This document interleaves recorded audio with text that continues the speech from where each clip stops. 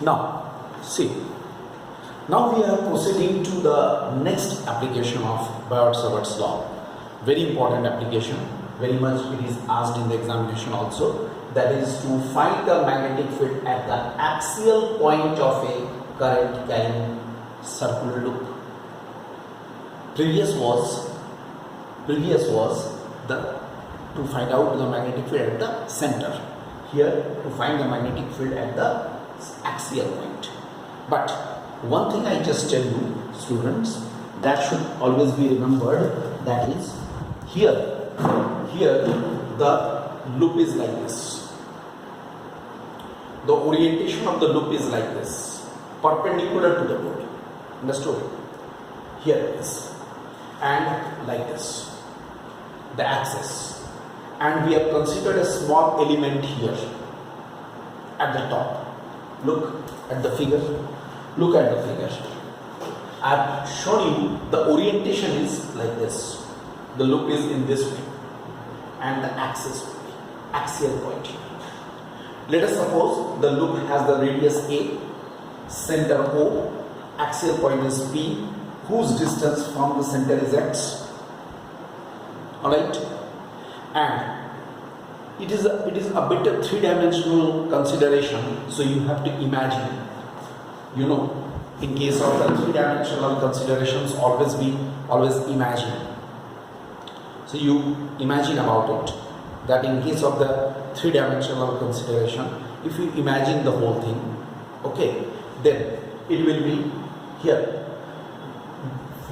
We are considering on this a small element, dl1 vector.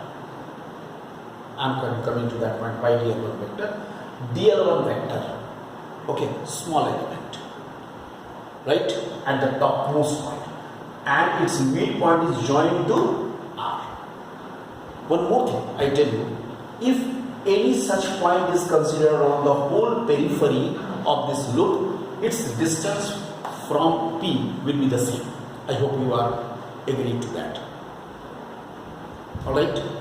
So any such point which is considered on the loop, its distance from the point P will be remaining the same.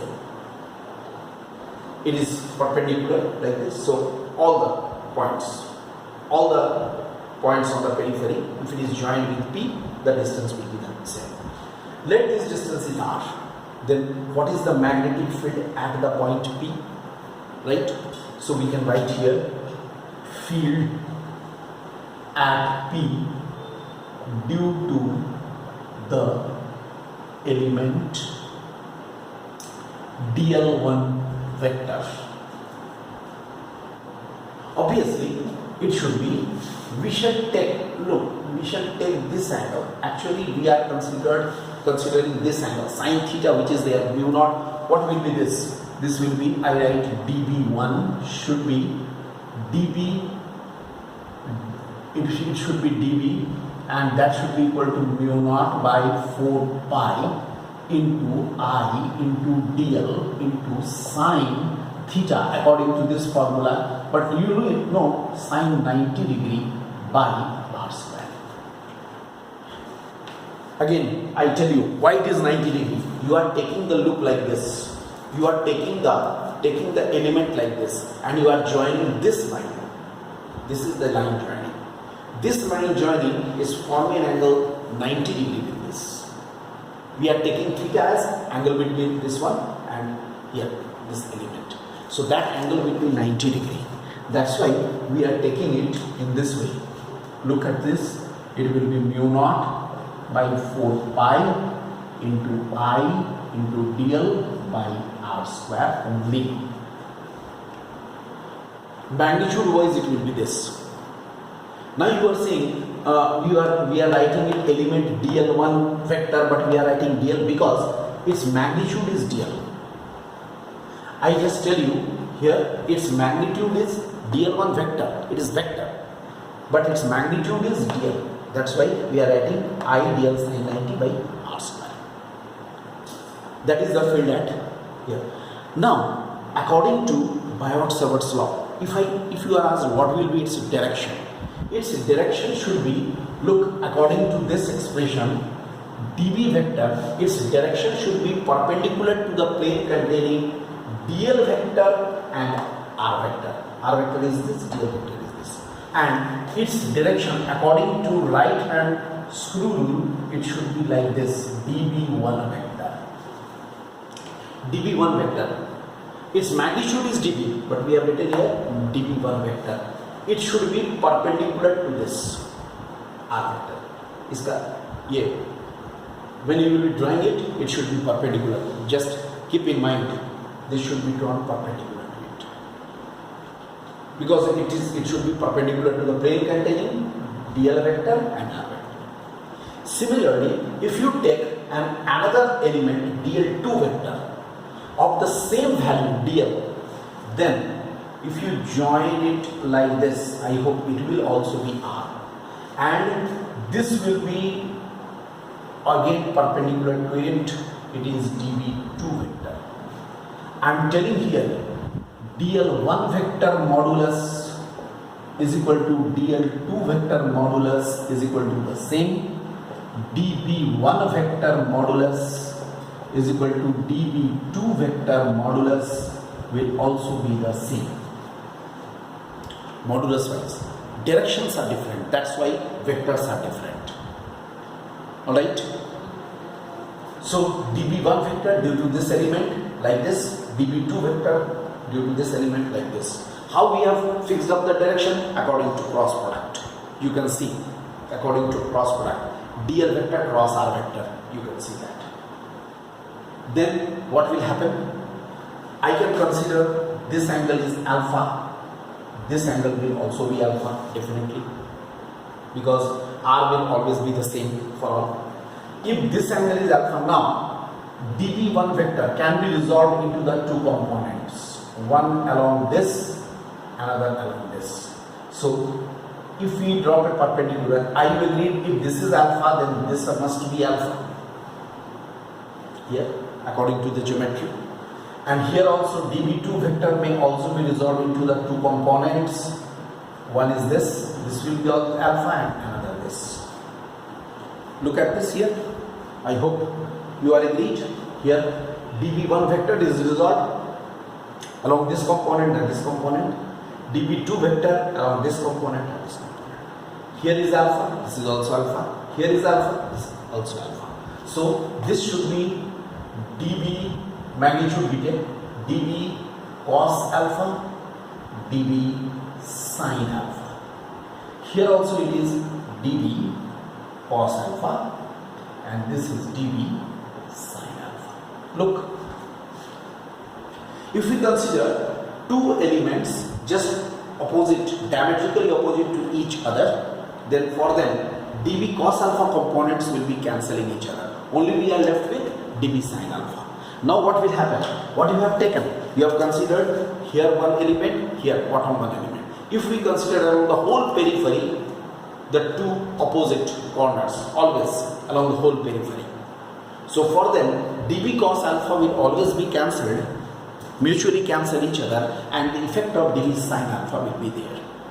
Right? So you can write here that considering similarly the elements diametrically opposite corners along the whole periphery of the loop, along the whole periphery, ghera, along the whole periphery of the loop, then we see that dB cos alpha component will cancel each other and only dB sin alpha will be remaining. That means the magnetic field will be due to dB sin alpha. Alright, so magnetic field will be due to dB sin alpha. That means what we shall write? Net magnetic field at P due to the entire loop. Net magnetic field at P due to the entire loop. How much? It should be B. Integration of dB sin alpha. All sin dB sin alpha will be integrated, which will give you integration of. We shall write in place of dB mu naught by 4 pi into I dl by r square into sine alpha. Or we can write B is equal to mu naught I by 4 pi r square sine alpha. Look at this. This whole thing will be a constant. Mu naught I constant, 4 pi r square. R square will also be constant because, as I told you, that this is the loop from or any point. If you join R, then join this point P, you will be getting the distance R. And again, alpha will also be a constant. You can consider it in three-dimensional consideration. Then what you shall get? You will be getting mu naught I by 4 pi r square into sine alpha. In place of sine alpha, look, sine alpha, can we write it A by R? I can write A by R for sine alpha. And this is dl, means twice pi A.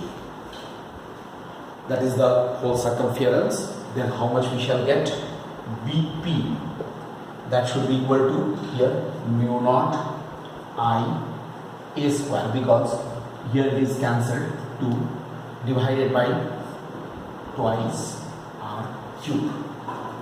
Look, twice r cube. Now we can say r is equal to x square plus a square to the power x square plus a square to the power half. So r cube is equal to x square plus a square to the power 3 by 2. So final expression Vp should be mu naught I a square by twice x square plus a square to the power 3 by 2. This is the expression. Look, the final expression which we are getting, that is Vp is equal to mu naught I a square by 2 times x square plus a square to the power 3 by 2. Look at this expression.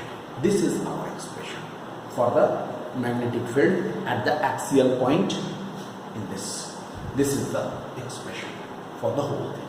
I hope it's a big discussion. Once you will go through it, in case of any problem, you may ask.